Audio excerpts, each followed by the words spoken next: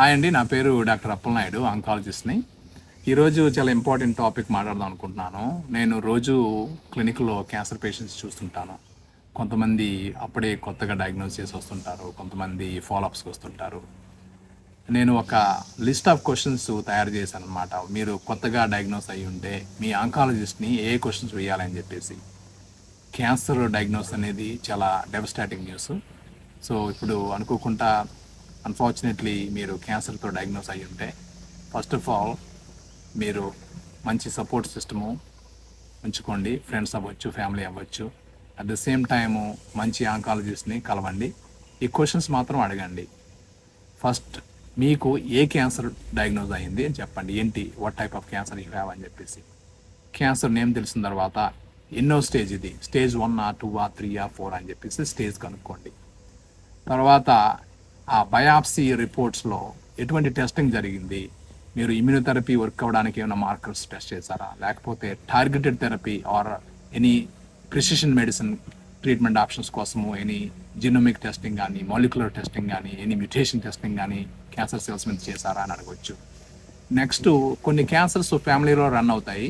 అలాంటప్పుడు ఏంటంటే మీలో ఒక బ్లడ్ టెస్ట్ కానీ, సెలైవే టెస్ట్ కానీ చేసేయాలన్నమాట. అది ఏంటంటే జర్మ్ లైన్ టెస్టింగ్ అంటారనమాట. దాని ప్రకారము మీకు పర్టికులర్ మ్యూటేషన్స్ మీ బ్లడ్లో ఉంటే అవి మీ ఫ్యామిలీలో రన్ అయ్యే ఛాన్స్ ఉంది. ఆ పర్టికులర్ మ్యూటేషన్ వల్ల మీకు క్యాన్సర్ వచ్చి ఉంటే అందువల్ల మీ ఫ్యామిలీ మెంబర్స్ కూడా టెస్ట్ చేసుకోవచ్చు. కనుక ఆ పర్టికులర్ జర్మ్ లైన్ టెస్టింగ్ అవసరమా మీ క్యాన్సర్ డయాగ్నోసిస్కి, అయితే చేశారా అని చెప్పేసి మీ ఆంకాలజిస్ట్ని అడగవచ్చు. ఇప్పుడు ట్రీట్మెంట్స్ వరకు వస్తుంటే మీరు ఆంకాలజిస్ట్ని అడగవలసింది ఏంటంటే ఎటువంటి ట్రీట్మెంట్స్ నా క్యాన్సర్కి అవైలబిలిటీ ఉన్నాయి. ఓన్లీ కీమోథెరపీ ఆప్షనా, లేకపోతే ఇమ్యూనోథెరపీ ఉందా, లేకపోతే targeted therapy are precision medicine treatment options ఉన్నాయా, లేకపోతే రేడియేషన్ థెరపీ అవసరమా, సర్జరీ అవసరమా. ఒక్కొక్కసారి నేను చెప్పిన ఆప్షన్స్లో 2-3 కలిపి మీకు అవసరం ఉంటుంది, టైప్ ఆఫ్ క్యాన్సర్ ప్రకారము, స్టేజ్ ఆఫ్ క్యాన్సర్ ప్రకారము. కనుక అవన్నీ క్వశ్చన్స్ మీరు వేయండి. సరే, ఇవి కీమోథెరపీ ఓన్లీ ఆప్షన్ అనుకుంటున్నాం అనుకోండి. కీమోథెరపీ అయితే ఏ టైప్ ఆఫ్ కీమోథెరపీ, ఎన్ని సైకిల్స్ ఇస్తారు, ఎంత ఆఫెన్గా ఇస్తారు, ఎవ్రీ 21 డేసా లేదా ఎవ్రీ 14 డేసా, ఏ విధంగా ఇస్తారు అని చెప్పేసి కనుక్కోండి. తర్వాత కీమోథెరపీ డ్రగ్ నేమ్స్ మీరు రాసుకోండి, అడగండి అన్నమాట ఏ డ్రగ్స్ ఇస్తున్నారని. నెక్స్ట్, కీమోథెరపీ ఇది క్యూర్ చేయడానికా లేకపోతే లైఫ్ స్పాన్ పెంచడానికి అనేది మీరు నెక్స్ట్ క్వశ్చన్ వేయాలి. క్యూర్ అవుతుంటే ఛాన్స్ ఏంటి, నాకు క్యూర్ అయ్యే ఛాన్స్ ఎంత, 50%, 70%, 99% ఈ కీమోథెరపీతో అని చెప్పేసి క్వశ్చన్ వేయచ్చు. లేదు, క్యూర్ లేదమ్మా దీనికి, ఓన్లీ లైఫ్ స్పాన్ పెంచడానికి అనుకుంటే యావరేజ్ లైఫ్ స్పాన్ ఏంది, యావరేజ్గా ఈ క్యాన్సర్తో ఈ స్టేజ్లో మీరు ఇచ్చే ట్రీట్మెంట్ ప్రకారము పేషెంట్స్ యావరేజ్ లైఫ్ స్పాన్ ఎంత ఉంటుంది అని చెప్పేసి అడగవచ్చు. అది ఇప్పుడు కీమోథెరపీ కానీ ట్రీట్మెంట్ కానీ మీకు ప్రిస్క్రైబ్ చేసిన తర్వాత కీమోథెరపీ కానీ లేదంటే వేరే ట్యాబ్లెట్స్ అవ్వచ్చు, లేదంటే వేరే టైప్ ఆఫ్ ట్రీట్మెంట్స్ మీకు ఇవ్వచ్చు డాక్టర్. దాని యొక్క సైడ్ ఎఫెక్ట్స్ ఏంటి, కామన్ సైడ్ ఎఫెక్ట్స్ ఏంటి, ఫ్రీక్వెంట్గా వచ్చే సైడ్ ఎఫెక్ట్స్ ఏంటి, లేదా రేర్ సైడ్ ఎఫెక్ట్స్ ఏంటి కనుక్కోండి. కనుక్కున్న తర్వాత most of the time doctors మీకు మెడిసిన్ ఇస్తారనమాట. నాజియా కావచ్చు, వామిటింగ్ కావచ్చు, డైరియా కావచ్చు. సో ఆ కామన్లీ ఉన్న సైడ్ ఎఫెక్ట్స్కి ఎనీ మెడిసిన్స్ ప్రిస్క్రైబ్ చేశారా, చేస్తే ఎలా తీసుకోవాలి అని చెప్పేసి అడగండి. సైడ్ ఎఫెక్ట్స్ సీరియస్గా సివియర్గా ఉంటే ఏం చేయాలి అని అడగాలి.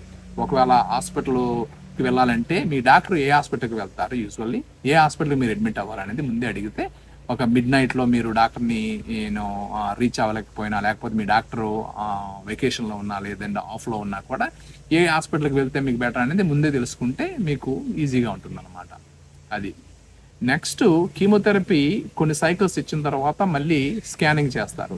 తర్వాత తగ్గిందా లేదా, లేకపోతే అసలు మెడిసిన్ పనిచేస్తుందా లేదా, కీమోథెరపీ పనిచేస్తుందా లేదా అనేసి అడగండి మీ డాక్టర్ని. ఎన్ని సైకిల్స్ కీమోథెరపీ నేను తీసుకోవాలి, ఎప్పుడు స్కాన్ చేయాలి, స్కాన్ చేస్తే what type of scan, CAT స్కానా లేదా సిటీ స్కానా లేదా ఎంఆర్ఐయా లేకపోతే వేరేదా అని చెప్పేసి కనుక్కోవాలి.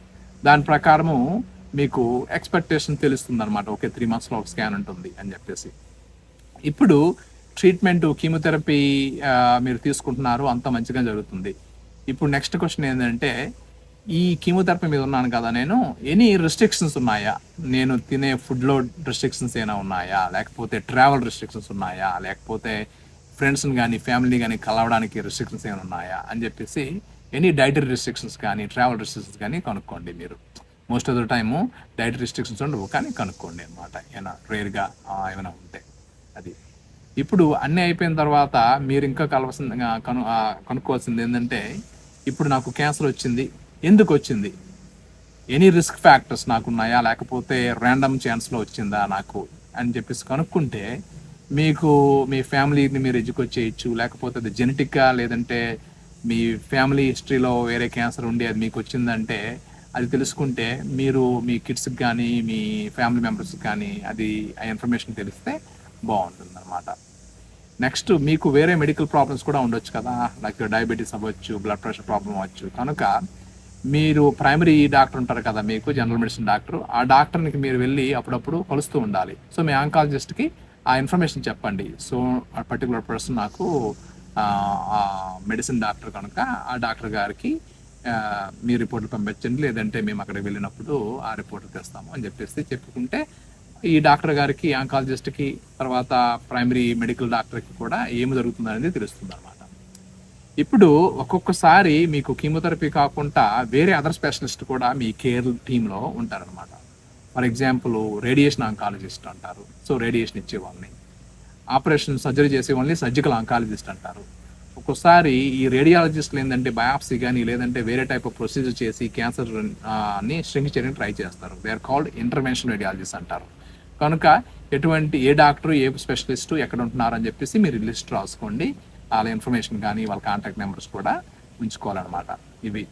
సో కొన్నాళ్ళ తర్వాత ఈ ట్రీట్మెంట్స్ పనిచేసి అంత క్యాన్సర్ క్యూర్ అయిపోయినా లేకపోతే మనకి బెనిఫిట్ వచ్చినంత వరకు వస్తుంది.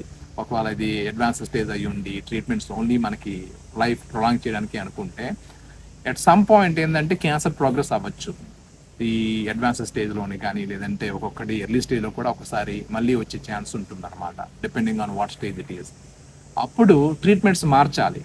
కనుక అప్పుడు ఆంకాలజిస్ట్తో మళ్ళీ మాట్లాడి ట్రీట్మెంట్ మారిస్తే మళ్ళీ సేమ్ క్వశ్చన్సే మీరు వేయాలన్నమాట. అది. సో ఒక ఆంకాలజిస్ట్ నమ్మి మీకు ఆంకాలజిస్ట్కి మధ్యన కమ్యూనికేషన్ ఉండి అండర్స్టాండింగ్ మంచిగా ఉంటే అనమాట, దాని ప్రకారము మీకు ఆ కంటిన్యూటీ ఆఫ్ కేర్ తర్వాత ఏం జరుగుతుంది, ఏది పని చేస్తుంది, ఏది పని చేయదు అని చెప్పేసి తెలుస్తుంది అనమాట. అది. Hope this video is helpful for you. Be well, all well, see you next time.